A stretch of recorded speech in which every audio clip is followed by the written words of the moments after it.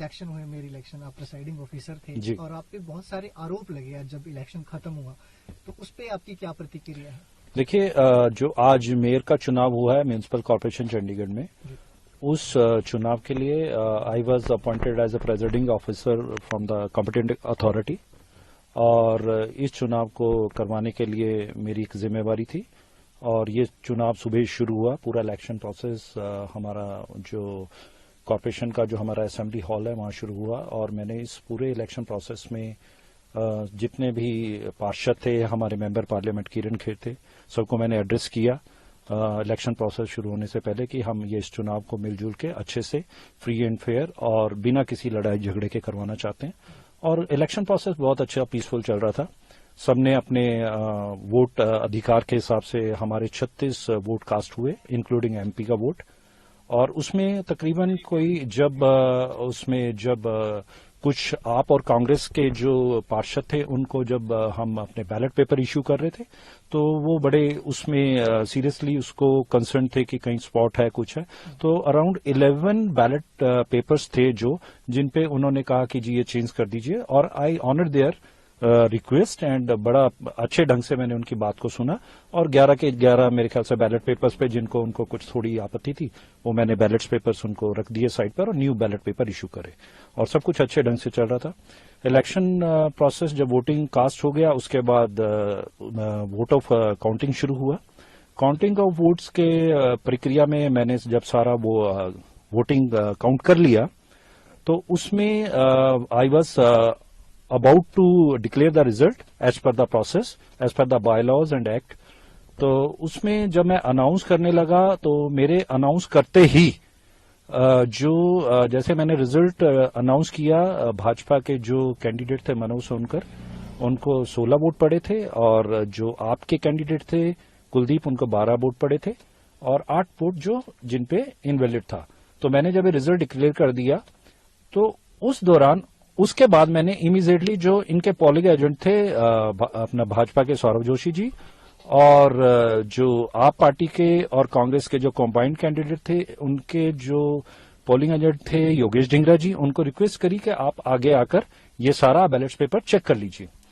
लेकिन वो ballot paper तो चेक करने की बजाय उनके जो आपके काउंसलर को मनोहर, प्रेमलता और कुछ कांग्रेस के councillors all in a sudden within seconds jump कर गए मेरे पूरा उस प्रोसेस को डिस्टर्ब करने के लिए, और उन्होंने आके बैलेट पेपर पे कब्जा कर लिया, बैलेट पेपर को फाड़ा, और चंडीगढ़ पुलिस के जो मार्शल डेप्यूटेड थे चंडीगढ़ एडमिनिस्ट्रेशन की तरफ से, तो उन्होंने इंटरवीन कर वो बैलेट पेपर उनसे छुटवाए। इस बैलेट पेपर को छुटवाने के पूरी प्रक्रिया में कुछ बैलेट पेपर फट भी गए। तो this is totally what they are claiming. पूरा वीडियोग्राफी में, लाइव टेलीकास्ट में दिख रहा है कि इलेक्शन प्रोसेस को, काउंटिंग प्रोसेस को डिरेल करने के लिए आप और कांग्रेस ने एक साजिश रची, और उस पूरे सिस्टम को उन्होंने कैप्चर करने की कोशिश करी। और कहीं भी आप डेमोक्रेसी में देखिए कि बैलेट पेपर पे अगर आप कब्जा करें, तो हम सुना करते थे, कभी वो जो बिहार में कभी गुंडा राज होता था कि वो पूरे बूथ कैप्चर कर लिए, तो ये तो आज पूरा बैलेट पेपर को कैप्चर करने आ गए थे आप और कांग्रेस के सभी पार्षद मिलकर। अगर वहां चंडीगढ़ पुलिस के मार्शल नियुक्त न होते, तो आज ये तो बैलेट पेपर फाड़ देते और लेके भाग जाते, इनको कौन पकड़ पाता। और ये पूरे इलेक्शन प्रोसेस को इन्होंने डिरेल करने के लिए, हाईजैक करने के लिए ये एक आज षड्यंत्र रचा।